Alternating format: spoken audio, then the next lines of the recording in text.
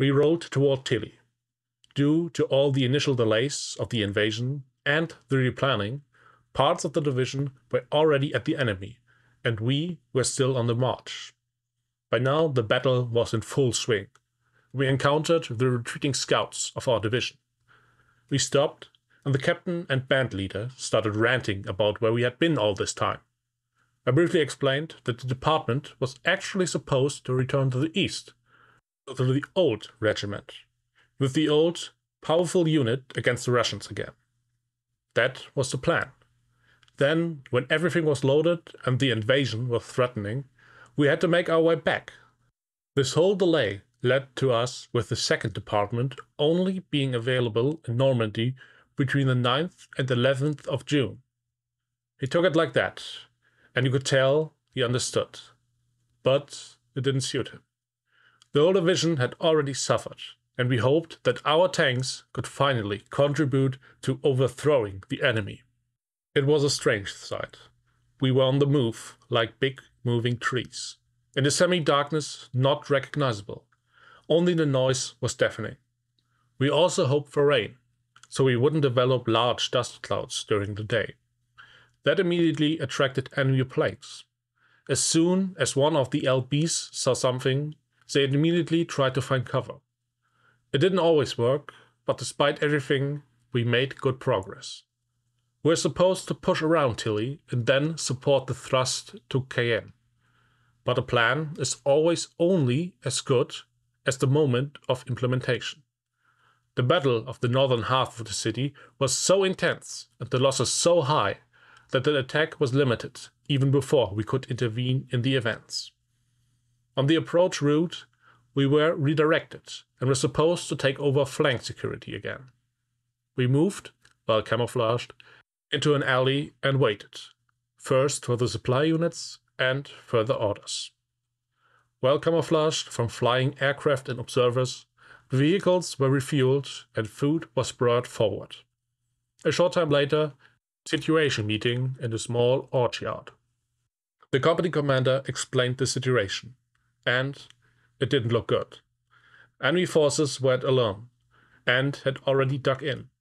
The ship artillery could still be used specifically on troop gatherings, and as soon as a combat post was spotted somewhere, you could set your watch by the time the first layers arrived. But the Allies also made mistakes, and sometimes shot at their own troops. But in all the confusion of positions and situation reports, our own Air Force had already attacked German units, as they were supposed to be somewhere else. Be that as it may, it was already June 12th, and the Allies were advancing. We were inserted as a corset rod and were supposed to attack the British further west. Based on the situation reports, a locality had to be fought to create the basis for the major attack. We were up against the English with their Cromwell tanks.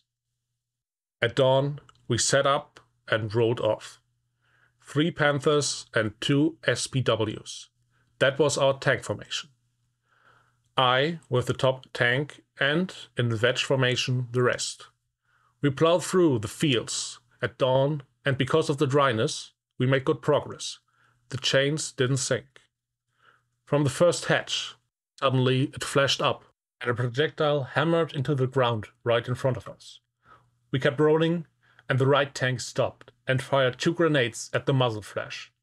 Whatever was standing there was destroyed. Infantry for us and light mortar fire started. But until then, harmless for us. We were at 500 meters when it hit the right tank. No penetration, and he could continue. This time, the target was identified as a tank. We stopped, aimed, and sent our first grenades to the camouflaged tank turret. Hit, but no effect. Loader reported ready. Gunner had permission to fire, and the second shot hit the enemy tank again.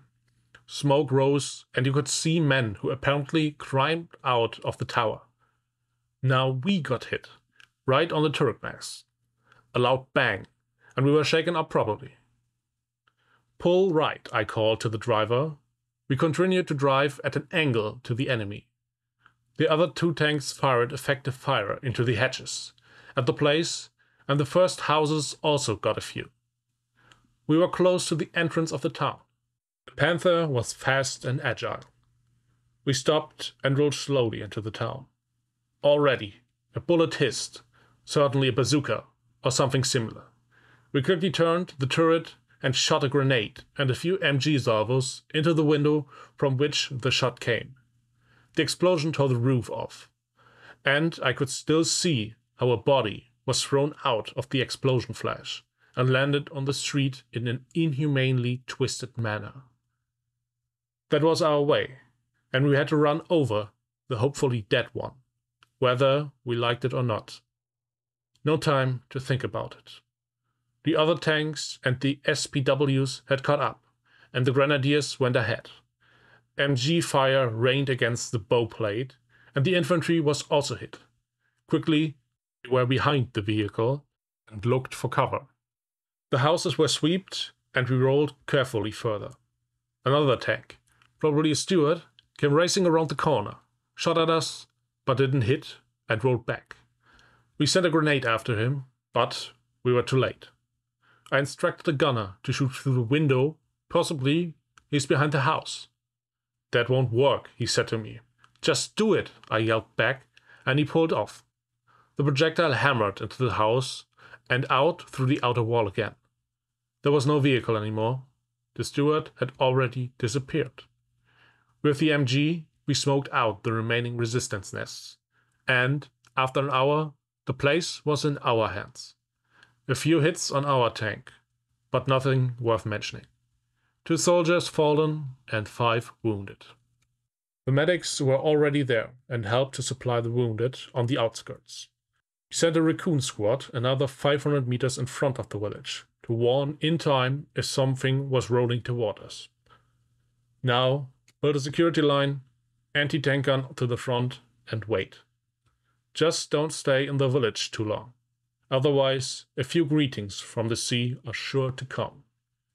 We reported the successful advance and waited until reinforcements arrived.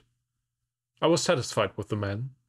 Everyone had given their best, and we had destroyed an AT gun and a tank. Countless enemies were eliminated and the place secured as a base for further operations. But after 2 hours, we had meanwhile secured the north and the west. The order for us to dissolve and come back with the tanks. The anti-tank gun was not yet on site, but there was nothing we could do. We had to leave the grenadiers alone. We moved back quickly and hoped not to see any planes. Then it already rushed and a drum of fire went on down on the small town. The soldiers had dug in well, but the big shells plowed everything around. We saw to it that we got back further and reunited with the company. Toward evening, we were well camouflaged under a forest path and hoped that the supply units would come forward. Some few vehicles and also ammunition transporters had already fallen victim to fighter bombers. But we could finally refuel and prepare everything for the next morning. I stood at the tank and we discussed the operation. When I heard a scream and a dull impact, I turned around, and my loader, Corporal Hans F., was groaning on the ground. We ran over and helped him up. The knee was twisted, and he held his arm. It was broken. He could see that right away. What happened? I asked him. He said he wanted to hold on to the hatch cover and pull himself up on the turret. He slipped and fell off the tank. We loaded him onto a motorcycle with a sidecar and sent him to the back. He should ask for replacement at the staff. Best send Rudolf, I called after him. I hoped he heard it. In the evening, a few planes were still buzzing through the air. We saw explosions in the distance and heard battle noises. The wind was probably favorable and carried the sound of war over to us. The night was rather quiet. Once we were startled, but it was a false alarm, and only the SPWs drove into our position. Next morning it got hectic, and already at 5 o'clock there was some coffee and bread for breakfast. The situation had worsened for us. Tilly still seemed to be the main target. There were also news from Villas Bocage and Wittmann, But this hussar trick seemed almost impossible to me, and there was a bit too much propaganda mixed in. Everyone told the story differently, and I would rather hear it from the men who were there. Anyway, the Tigers saved us from an encirclement, and now we should make ground quickly. With the supply vehicle, also Rudolf came to me and reported as replacement loader. I was pleased and let him climb into the tank with the crew right away. The gunner spoke with Rudolf, and I was glad that he was with me. Surely he would rather sit at the optics, but that was not yet possible. Main thing was to be there. That counted. We received orders and were supposed to roll with the other Panthers against Tilly. But once again, it turned out differently. When the engines were running warm, there were new orders. Build a defensive front hard west of Tilly and face the English. Well, then just like that, the morning fog slowly cleared and we rolled into our tech room. I prayed that we would get to the intended point without air attacks this time. I was lost in my thoughts, and the tank hummed promisingly, like a battle horse riding into a tournament. I looked over to Rudolf in the tower, and was happy to see his already scarred face under the tank cap. This devil of a guy smiled at me. You could think he was a happy child at Christmas, ready to play with a new toy. But he knew exactly that this fight wouldn't be a game. So we drove together toward the enemy.